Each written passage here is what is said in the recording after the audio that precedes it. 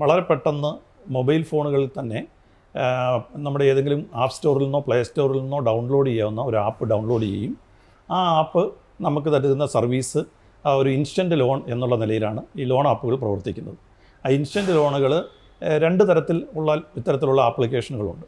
ഒന്ന്, ഇത് RBIയുടെ ഗൈഡ് ലൈൻസ് അംഗീകരിക്കുന്ന NBFC നോൺ ബാങ്കിങ് ഫിനാൻഷ്യൽ കമ്പനിയായിട്ട് രജിസ്റ്റർ ചെയ്തിട്ടുള്ള ബാങ്ക് അല്ലെങ്കിൽ NBFC നൽകുന്ന ലോൺ ഫെസിലിറ്റി നൽകുന്ന ആപ്പുകൾ. അതെന്ന് പറയുന്നത് ശരിക്കും ജെന്യൂനാണ്, റിയലായിട്ടുള്ളതാണ്. അപ്പം അതുകൂടാതെ ഈ പറഞ്ഞിരിക്കുന്ന പെട്ടെന്ന് ഇൻസ്റ്റൻ്റായിട്ട് നൽകാമെന്ന് പറയുന്ന തരത്തിലുള്ള മറ്റു തരത്തിലുള്ള ആപ്ലിക്കേഷനുകളുണ്ട്. അത് നമുക്ക് ഇപ്പോഴത്തെ ഏറ്റവും വിനയായി വരുന്നത് ഇത്തരം ആപ്ലിക്കേഷനുകളാണ്. ആ ആപ്പുകളുടെ പ്രത്യേകത എന്ന് പറഞ്ഞു കഴിഞ്ഞാൽ ഒരു ഡോക്യുമെൻറ്റും വേണ്ട. നിങ്ങളൊരു ആപ്പ് ഇൻസ്റ്റാൾ ചെയ്യുക, നിങ്ങളുടെ ഫോൺ കോൺടാക്ട് ലിസ്റ്റ് എടുത്ത് അവർ ഫോണിൻ്റെ ഫോൺ നമ്പറും അതിൽ ആധാർ ഉണ്ടെങ്കിൽ ആധാറുമായിട്ട് ലിങ്ക് ചെയ്ത ശേഷം മറ്റൊരു ഡോക്യുമെൻറ്റും കൊടുക്കാതെ തന്നെ ചെറിയ എമൗണ്ട് ആയിരിക്കും പറയുന്നത്. 5000 മുതൽ 10000 വരെയോ 10000 മുതൽ 20000 വരെയുള്ള ഇൻസ്റ്റൻ്റ് ആയിട്ടുള്ള ആപ്ലിക്കേഷൻ. ഇതും പ്ലേ സ്റ്റോറിൽ അല്ലെങ്കിൽ ആപ്പ് സ്റ്റോറിൽ നിന്നാണ് പലപ്പോഴും ഡൗൺലോഡ് ചെയ്യപ്പെടുന്നത്. കൂടാതെ ഷെയർ ചെയ്യപ്പെടുന്നുണ്ട്. വാട്സപ്പ് മറ്റു പ്ലാറ്റ്ഫോം വഴിയൊക്കെ ഷെയർ ചെയ്യപ്പെട്ടും വരുന്നുണ്ട്. ഈ രണ്ടാമത് പറഞ്ഞ കാറ്റഗറി ഇൻസ്റ്റൻറ്റ് ലോൺ ആപ്പുകൾ എന്ന് പറയുന്നത് ഒന്നും ഒരു രജിസ്റ്റേർഡ് സ്ഥാപനമായിരിക്കത്തില്ല. പ്രത്യേകിച്ച് ഇന്ത്യയിലെ നിയമം അനുസരിച്ച് ഒരു നോൺ ബാങ്കിങ് ഫിനാൻഷ്യൽ കമ്പനിയായിട്ട് രജിസ്റ്റർ ചെയ്യുകയോ RBIയുടെ രജിസ്റ്റർപ്പെട്ട അവർക്ക് മാത്രമേ ഇത് കൊടുക്കാൻ പറ്റുള്ളൂ. പക്ഷേ ഇതിൽ പെടാതെ ആളുകളെ പെട്ടെന്ന്, കാരണം ഇതൊരു അട്രാക്റ്റീവ് പരസ്യമായിട്ടായിരിക്കും വരുന്നത്.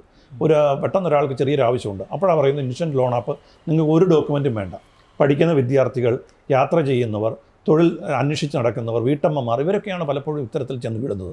അപ്പോൾ ഇവിടെ ഈ ഒരു ആപ്പ് ഇൻസ്റ്റാൾ ചെയ്യുമ്പോൾ നമ്മൾ ഏത് ആപ്പും ഒരു പ്ലേ സ്റ്റോറിലോ ആപ്പ് സ്റ്റോറിലോ ഇൻസ്റ്റാൾ ചെയ്യുമ്പം ശ്രദ്ധിച്ച് കഴിഞ്ഞാൽ അറിയാം, അതിലൊരു ടേംസ് ആൻഡ് കണ്ടീഷൻ നമ്മൾ എഗ്രി ചെയ്യാറുണ്ട്. ഒരു ആപ്പ് ഇൻസ്റ്റാൾ നമ്മളൊരു അത് സാധാരണയായിട്ട് അതിനകത്തൊരു ചെക്ക് ബോക്സ് അല്ലെങ്കിൽ ഒരു റേഡിയോ ബട്ടൺ ആയിരിക്കും ഉള്ളത്. ആ ചെക്ക് ബോക്സിൽ ഐ എഗ്രി എന്ന് കൊടുക്കും, അല്ലെങ്കിൽ റേഡിയോ ബട്ടൺ നമ്മൾ ക്ലിക്ക് ചെയ്യും. പക്ഷേ നമ്മൾ ആരും തന്നെ ഈ കണ്ടീഷൻ, ടേംസ് ആൻഡ് കണ്ടീഷൻ വായിച്ച് നോക്കാറില്ല. അത് പൊതുവേ ഉള്ളൊരു സ്വഭാവമാണ്. ഒരുപാട് കാര്യങ്ങൾ എഴുതി വെച്ചിരിക്കും. പക്ഷേ ഇതിനകത്ത് അവർ പറയുന്നത് എന്താണെന്ന് വെച്ചാൽ എന്തൊക്കെ പെർമിഷൻ എടുക്കും എന്നുള്ളതാണ് ഏറ്റവും വലിയ ബുദ്ധിമുട്ട്. നമ്മളിങ്ങനെയുള്ള ഇൻസ്റ്റൻറ്റ് ലോൺ ആപ്പുകൾ ചെയ്യുന്നത് എന്താണെന്ന് വെച്ചാൽ നമ്മുടെ കോൺടാക്ട് ലിസ്റ്റ്, ക്യാമറ, ലൊക്കേഷൻ, അതുപോലെ തന്നെ ഗാലറി ഡീറ്റെയിൽസ്, ഗാലറിയിലുള്ള ഫോട്ടോ, വീഡിയോസ് എന്ന് വേണ്ട നമ്മളുടെ ഫോണിൻ്റെ ഏതാണ്ട് ഒരു ഫുൾ കൺട്രോൾ കിട്ടുന്ന രീതിയിലുള്ള പെർമിഷൻ അവർ ഡിഫോൾട്ട് സെറ്റ് ചെയ്ത് വെച്ചിരിക്കും.